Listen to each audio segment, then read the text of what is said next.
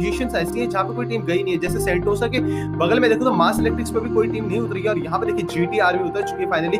3 player इनके नजर आ रहे हैं, मेरे ख्याल से 4 है 3 है, अभी देखने के बाद पता चल जाएगा थोड़ी सी देर में। बाकी इधर ध्यान दे तो ये देखिए डीएल 7 नंबर टीम इस साइड उतर चुकी है, और कैप टाउन पे फाइट देखने को मिल सकती है सेकंड नंबर टीम और 7 नंबर टीम के बीच में बहुत जल्द।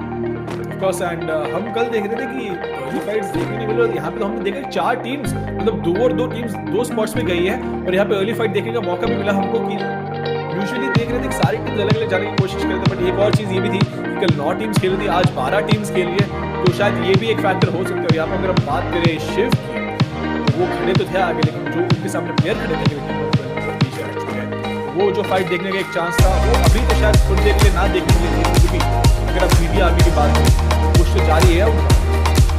जी हाँ, और यहाँ पे ध्यान दे तो मेरे को एक चीज का ताजुब है कि ये सारे के सारे स्ट्रीमर्स ऐसे जिनको मैं पर्सनली जानता हूँ, और इनको आज इस टूर्नामेंट में देखते हुए मेरे को सबसे ज्यादा खुशी हो रही है कि किसको हम लोग सुपीरियर दिखा सकते हैं, क्योंकि मेरे लिए सारे के सारे लोग एक जगह पे ही हैं। और अगर मैं बात करूँ तो यहाँ पे 12 नंबर टीम पे काफी कुछ प्ले हो रहा है, स्टार्ट करते हैं जीटीआर में, और देखने की बात है और टीएन तमिल वाईटी और रिद्धि काफी अच्छी पोजीशन पे, बट बाकी 2 प्लेयर्स काफी ज्यादा डैमेज ले चुके हैं। और यहाँ पे देखिए टीएसजी जस्ट भी खेल रहे हैं इस बार, और पिछले मैचेस में हमको देखने को नहीं मिले थे टीएसजी जस्ट। आप लोगों को पता हो ना पता हो, ऋतिक और जस्ट दोनों को दोनों भाई भाई हैं, तो आप लोगों को जिसकी पता होगा आप उनका कंटेंट को एंजॉय भी करते होंगे, उनकी स्क्रिप्ट को एंजॉय करते होंगे।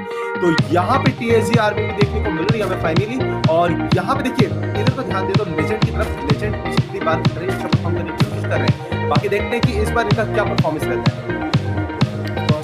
टीएसजी आर्मी की बात करें तो हमने देखा था कि बहुत अच्छा परफॉर्म किया था एंड कैलिबर है, बहुत ही ज्यादा कैलिबर है, फायर पावर की कमी नहीं है। ऑफ कोर्स अगर आप टीम की बात करें तो विराट टीम जो है फायर पावर टीम की बात करेंगे उसके पास इनक्रेडिबल फायर पावर, लेकिन यहाँ पे हमें शायद एक फाइट देखने मिल सकती है।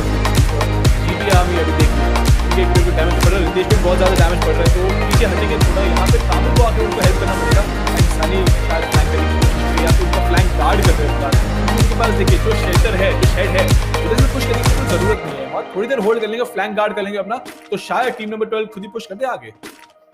जी हाँ, अगर यहाँ पे ध्यान दे तो हम लोग यहाँ पे शिव गेमिंग 7 नंबर टीम, तो इनकी टीम भी काफी अच्छा होल्ड कर रही है, काफी ज्यादा डैमेज दे चुके हैं। 12 नंबर टीम को मेरे ख्याल से बैकआउट करना पड़ेगा। देखिए यहाँ पे काफी अच्छा जीटी आर्मी पे स्प्रे हो चुका है, अब देखने की बात है एसके गेमिंग के बगल में ही है, और यहाँ पे सनी शर्मा काफी न्यू नेम है इनका, तो यहाँ पे सनी भी अपना काफी अच्छा पुश दे रहे हैं, काफी अच्छे से होल्ड करके बैठे हुए हैं, हौले हौले स्प्रे दे रहे हैं। बाकी अगर हम ध्यान देखें तो 2 बंदों के पास, यहाँ पे 2 प्लेयर्स के सामने वाली टीम के पास थॉमसन है, काफी नया वेपन है, काफी अभी भी हाल ही में इंट्रोड्यूस हुआ है इस लास्ट अपडेट के बाद, और यहाँ पे देखने के बाद काफी सारे लोगों को पसंद आ रहे हैं वेपन। तो स्पेशली बात यह है कि क्या ये वेपन अच्छे से उनको जीत दिला पाएगा नहीं दिला पाएगा। देखिए टॉमी गन की अगर हम बात करें तो दोनों प्यार से उसको टॉमी गन भी बुलाते हैं, तो हमें यहाँ पे 3 अलग अलग वेपन्स देखने मिले, टॉमी गन, P90 और AN94, तो जो वैरायटी धीरे धीरे इंट्रोड्यूस की जा रही है, मैं तो बहुत ही ज्यादा बड़ा फैन हूँ इस चीज़ का। क्योंकि देखिए आपको जितनी ज्यादा वैरायटी मिलेगी मेटा उतना ही ज्यादा शिफ्ट होगा, क्योंकि अगर आपके पास हाई फायर रेट वेपन है तो क्लोज रेंज में काम कर सकता है, तो आप पुश करने में ज्यादा कंफर्टेबल फील करेंगे। इवन तो आप देखिए कई बार होता है कि प्लेयर्स देखते हैं कि नहीं ये गन का डैमेज बहुत ज्यादा है, तो शायद मुझे ये गन यूज करना चाहिए, लेकिन ऐसे है जरूरी नहीं है कि हमेशा जिस गन का डैमेज ज्यादा वो बेहतर भी हो, कॉन्टेक्चुअलाइज करना पड़ता है आपको, क्योंकि अगर कोई गन का डैमेज बहुत ज्यादा है तो उसकी रेट ऑफ फायर बहुत ही कम हो, तो जो डैमेज पर सेकंड का कैलकुलेशन निकलता है वो शायद कम हो एक एसएमजी से। तो अगर आपके पास एक बहुत ही ज्यादा हाई फायर रेट वाली एसएमजी हो लेकिन उसका डैमेज कम हो, लेकिन अगर आप कैलकुलेट करो उसका डैमेज पर सेकंड बहुत ही ज्यादा हो, तो क्लोज रेंज को बिल्कुल श्रेड कर सकते हो सामने वाले प्लेयर।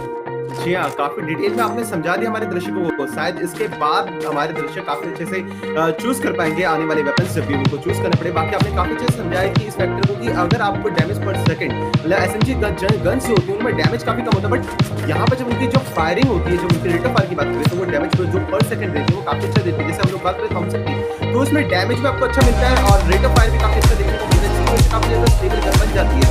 और यहाँ पे देखिए इस बार फार्मर्स में देखने को मिलती है, काफी कम लोग ऐसे टूर्नामेंट में फार्मर्स को पसंद करते हैं, क्योंकि ज्यादातर जो प्रिसाइज प्लेयर्स होते हैं वो फार्मर्स को अवॉइड करते हैं। बट देखने की बात है कि किस तरीके से प्ले किया जाएगा। अगर हम लोग मैप ओवरव्यू तो यहाँ पे फर्स्ट नंबर टीम अभी काफी पोजीशन पे, बट 8 नंबर टीम से कॉर्नर 4 फाइट देखने को मिल सकती है।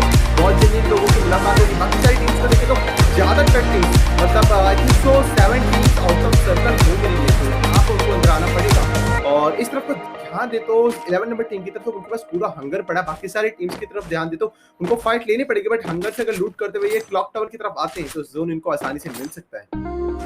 कोर्स एंड अगर हम बात करें टीम नंबर 10 की यहाँ पे तो फैक्ट्री के पास थोड़ा कम फोकस हुआ इनके ऊपर बिकॉज एकदम शांति से घूम रहा है। और मैंने एक चीज अभी तक नोटिस करी, किसी भी टीम को पोचिनोक जाने से पता नहीं कतरा रहा है कि जाना नहीं है, समझ नहीं आ रही। लेकिन आज तक ये जो 4 दिन हुए, आज चौथा दिन है टूर्नामेंट का एंड मैंने नहीं देखा एक टीम को पोचिनोक जाते हुए। और यहाँ पे अगर शायद टीम नंबर 1 ने स्पॉट किया है टीम नंबर 8 राकेश को, तो फाइट हो सकती है। राकेश को थोड़ी गोलियां भी चली लेकिन 22 पॉइंट्स ऑफ डैमेज ही कर पाए सामने वाली टीम, ज्यादा डैमेज नहीं दे पाएंगे बिकॉज ऑफ कोर्स घर के कवर के पीछे थे वो।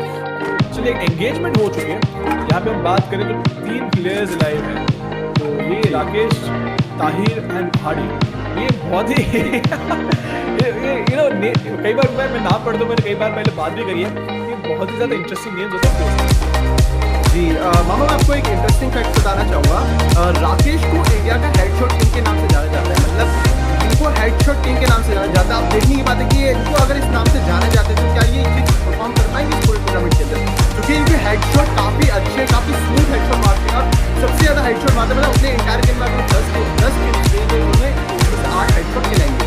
तो यहाँ पे देखने की बात है कि इस टूर्नामेंट में अच्छा परफॉर्म करते नहीं करते। बाकी गुच्छी पहाड़ी की बात करते हैं, ये काफी पुराने प्लेयर्स हैं जो ये टीम की कैप्चर्स, इसमें सारे के सारे प्लेयर्स काफी पुराने प्लेयर्स हैं। देखने की बात है कि ये पुराने प्लेयर्स अपने आप को इस बार प्रूफ करते हैं या नहीं करते। एंड जो भी दर्शक यहाँ पे देख रहे हैं उन्हें बता दें कैप्चर्स का मीनिंग होता है, I think it's a Latin word और इसका मीनिंग इन जनरल आप देखें तो मोटा मीनिंग होता है स्मार्ट।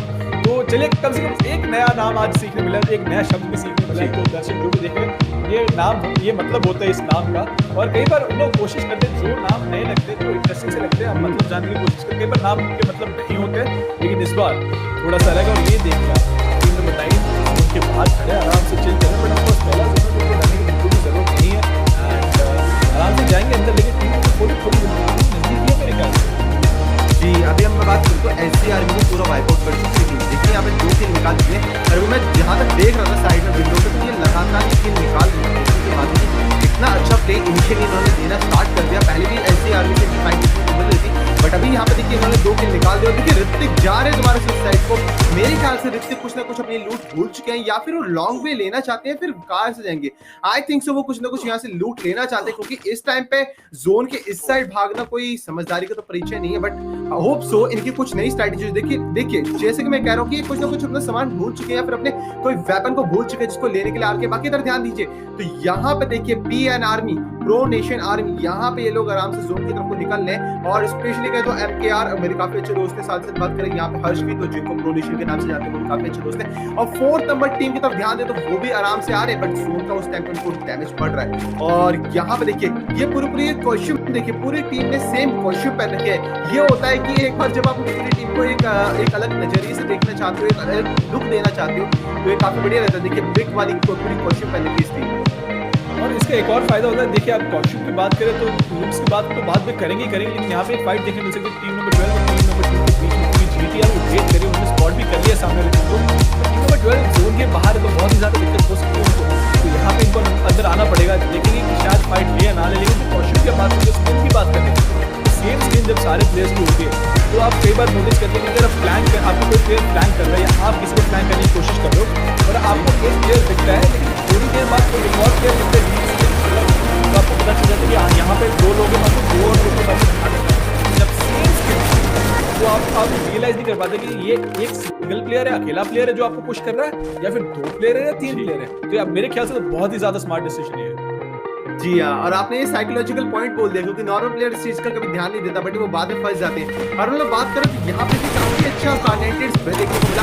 और 10 नंबर टीम में पूरी टीम भारी पड़ चुकी है टीटीएस गेमिंग। जैसे कि मैं पहले भी कहा था कि टीटीएस गेमिंग का जो स्ट्रीम करते हैं, काफी अच्छे स्ट्रीम करते हैं, उनकी टीम को कोऑर्डिनेशन भी उसी तरीके से अच्छा देखने को मिल रहा है। मतलब इतना अच्छे से कोऑर्डिनेट करा, पूरी टीम को एकदम से धक्का देकर के एक साइड खेल दिया। और यहाँ पर न्यू किल लीडर बन चुके हैं। 41 प्लेयर्स अभी पे लाइव है, 12 टीम्स अभी भी सर्वाइव कर रही है। देखने की बात है कि क्या होता है आगे। बाकी तरफ देखिए 5th नंबर टीम भी आराम से आ रही है, तो देखने की बात है कि ये ब्रेक करते हैं नहीं करते हैं, तो देखेंगे। और यहाँ पे देखिए जरूर और जो टीम में चलते हैं जरूरी एचपी खेल रहे हैं, यहाँ पे उनको डरने की बिल्कुल जरूरत नहीं है, ठीक के पास है। एंड यहाँ पे थोड़ी देर चिल करेंगे तो कोई इश्यू नहीं बन रहा। अगर हम लवर बॉय की बात करें तो डैमेज 457 एक किल, तो एक किल से काफी ज्यादा डैमेज है। उन्होंने बाकी सारे ओपोनेंट्स हैं उनको भी पीछे धकेला। और यहाँ पे देखिए मगेश की बात करें तो 181 डैमेज एक किल के लिए। तो कहते हैं ना कि किल चोरी करने वाली जो बात होती है शायद वही हुआ है यहाँ पे। जी हाँ, जब पूरी टीम एक साथ स्प्रे करती है तो 1-2 प्लेयर्स के साथ ऐसा होता है कि कई बार फाइट भी हो जाती है इसके चक्कर में कि आपने मेरा किल चुराया, मैंने आपका किल चुराया, तो ऐसे हो जाता है कई बार थोड़ी बहुत छोटे-मोटे डिस्प्यूट, बट कोई दिक्कत नहीं। बाकी अगर हम लोग ध्यान दें तो कैप्चर्स की तरफ तो इन्होंने इनिशियली हमारे समर ड्रॉप्स भगा दिए हैं। अब आपने देखा होगा कि कई बार इंटरनेशनल मैचेस होते हैं, उनमें स्ट्रैटेजी होती है कि वो एंड सर्कल में मंगाए जाते हैं ताकि ओपन ग्राउंड्स में उनको एक परमानेंट कवर मिल सके इन ड्रॉप्स के पीछे, बट इन्होंने इनिशियली इस चीज का यूज कर लिया, ये थोड़ा सा ये अलग चीज है। बाकी इधर ध्यान दे तो एक ही स्ट्रैटेजी बची कि इनके पास अच्छी खासी लूट नहीं थी, तो फाइनली को लूट मिल सकती है। बट इधर हम लोग टर्मिनेटर्स की तरफ ध्यान दे तो WD हैप्पी बैठे में पता है ऊपर टीम है, बट ये कुछ कर नहीं सकते क्योंकि लाचार है, क्योंकि इनकी पूरी टीम अभी इनका साथ छोड़ चुकी है। देखते हैं आने वाले मैचेस में ऐसा देखने को ना मिले शायद इनकी टीम से, बट यहाँ पे इनको भी सर्वाइव करना पड़ेगा अपनी टीम को अच्छी स्टैंडिंग दिलवाने के लिए। कई बार खेले तो प्लेयर बचते वो ज्यादा पहली बार सेंस बनता है उस चीज का, और आगे को जीतने की जरूरत नहीं, बस सर्कल के सेंटर में बिल्कुल नहीं, तो वो बिल्कुल ना हिले तो भी कोई सवाल नहीं बनता है। बस पेशेंस का खाली पुश नहीं होना चाहिए वो, और मुझे नहीं लगता कि उनको कोई पुश किया अनलेस सर्कल एकदम वहीं पे कटता है और टीम्स कवर के लिए लड़ाई करेंगे तब। लेकिन अगर अब बात करें टीम नंबर 4 की, तो उन्हें अंदर आना पड़ेगा और वहां पे एक बहुत ही बड़ा हॉटस्पॉट बनने वाला है, बिकॉज 4 टीम्स एक ही छोटे से एरिया में इकट्ठा होने वाली, तो हमें एक ही समय पे जैसे ही सर्कल बंद होता है नया सर्कल बनेगा, एक ही समय पे हमें 4 फाइट्स एक साथ देखने को मिलेंगी। जी अगर हम लोग बात करें यहाँ पे सेकंड नंबर टीम की तरफ तो Rishi, nap gamer, SWD, wild, YouTube, ये सारे के सारे मेरे परमानेंट टीम पार्टनर है, मेरे साथ डेली खेलते हैं, तो मेरा इनकी तरफ पर एक अलग से ध्यान है कि ये करने वाले क्या है, क्योंकि जब आपकी खुद की टीम के टीममेट्स खेल रहे होते हैं तो काफी अलग चीज देखने को मिलती है। क्योंकि सेकंड नंबर टीम की तरफ से वही देखने को मिला, मेरा फोकस एक तरह से उन पर ही बना हुआ है अभी तक। और यहाँ पे ध्यान दीजिए तो यहाँ पे फाइट देखने को मिल रही है, TSC आर्मी की बात करें तो ये भी फाइट दे रहे, काफी अच्छी इनिशियल फाइट देखने को मिल रही है। और मिड सर्कल एक तरह से कहते हैं मिड टर्म आ चुकी है हमारी गेम की, यहाँ पे सर्कल थर्ड सर्कल आ चुका है, जैसे हम लोग जानते हैं सेकंड सर्कल से मिड टर्म स्टार्ट हो जाती है हमारी गेम की, तो वही स्टार्ट हो चुकी है। LC आर्मी की बात करें तो 2 प्लेयर उन्होंने लूज करे थे हमारे बट यहाँ पे ध्यान दे तो यहाँ पे 2 प्लेयर अभी काफी अच्छा प्ले कर रहे हैं, और यहाँ पे 11 नंबर टीम को 2 जगह से प्ले हो रहा है, एक TSC से एक हमारी LC आर्मी से। देखते हैं कितनी देर तक सर्वाइव करती है, क्योंकि जब सैंडविच बनता है तो काफी ज्यादा फर्क पड़ जाता है। चलिए देखिए, अभी एक फाइट होने वाली है टीम नंबर 9 के साथ, एक ट्रायंगल बना हुआ है, team number 4, team number 11 and team number 9। तो सनी और सत्य जैसे ही पुश करने की कोशिश करें, क्योंकि उनको मूव करना तो पड़ेगा ही, और यहाँ पे बात आ जाती है पेशेंस की, आपके पास कितना हीलिंग है, कितनी देर आप वेट कर सकते हैं, तो थर्ड सर्कल है, तो जैसे ही मूव करना शुरू करेंगे डैमेज बहुत ही ज्यादा पड़ने वाला है, बट अनलेस उनके पास बहुत ही ज्यादा हीलिंग है, वो शायद एक छोटा सा चांस ले सके कि जहाँ सामने जो लेजेंड है और TSC की पूरी टीम है उनको निकलने दे, थोड़ा जोन का डैमेज खाए और फिर पोजीशन पॉइंट के लिए खेलने की कोशिश करें। यहाँ पे TSC निकलेंगे तो सही, यहाँ पे देखना ये बनता है कि सनी और उनकी टीममेट वेट करते हैं या नहीं, और लगता है कि बहुत बड़ा रोटेशन काटने की कोशिश करें, पीछे से एक बहुत ही लंबा फ्लैंक करें, बट मेरे ख्याल से एक बहुत ही गलत डिसीजन हो सकता है, क्योंकि आप एक ऊपर भाग रहे, हाई ग्राउंड की तरफ भाग रहे, राइट साइड आपको कोई कवर नहीं है, पूरा लो ग्राउंड है, खाली एरिया है, तो जल्द बहुत ही जल्द TSC की टीम को स्पॉट करके शायद एंगेज करें।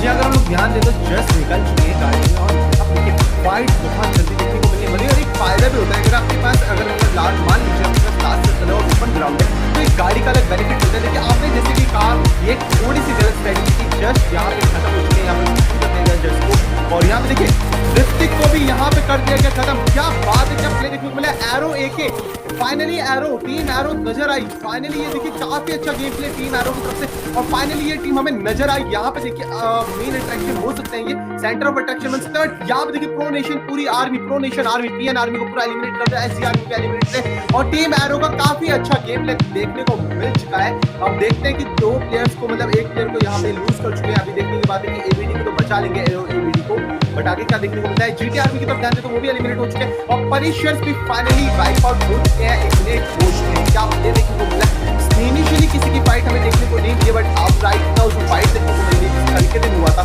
सेम उस तरीके से अब जो फाइट देखने को मिली वो काफी ज्यादा खतरनाक फाइट है।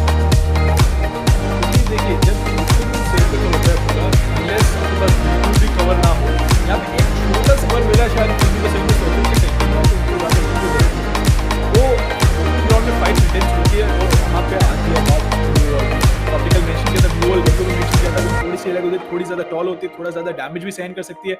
तो जी ये जो छोटी छोटी चीजें होती है उसके ऊपर बहुत ही ज्यादा एम्फेसिस होता है। डीलर मैंने दिलेर पढ़ लिया, उनका नाम डीलर पुश करने की कोशिश करते हैं, यहाँ पे स्पॉट भी हुए हैं। एंड राकेश को आप बोलते हैं हेडशॉट की, तो दोनों ग्रोजा है उनके पास, एक AK, तो शायद fire gun in terms of guns fire power की कमी ना पड़े, लेकिन साइड से ABD एंगेज कर रहे थे, लेकिन लिटिल डिड ही नो उनके सामने 3 लोग खड़े हैं। राकेश की जो टीम बहुत ही अच्छे से वो फ्लिप एंगल होल्ड करके उनको पता है कब एंगेज करना और कब नहीं करना, और तीनों प्लेयर्स एक साथ एंगेज कर रहे हैं, तो बहुत ही जल्दी प्रॉपर जिनके ऊपर भी फायर कर रहे हैं।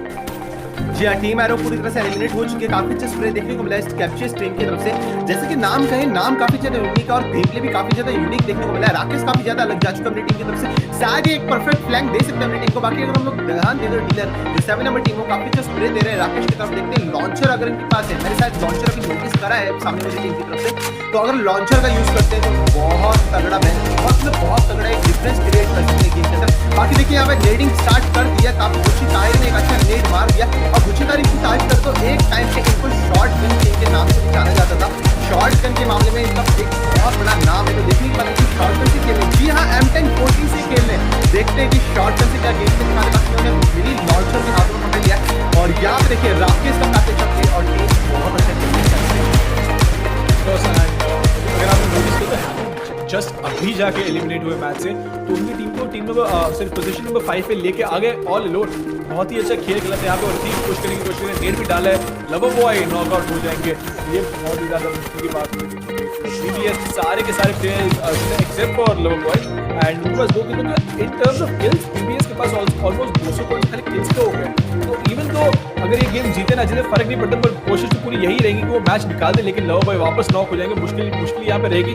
अमन भी नॉकआउट हो चुके, नीतीश टीममेट को रिवाइव करने की कोशिश करें, लेकिन क्या कर पाएंगे, सवाल ये बनता है।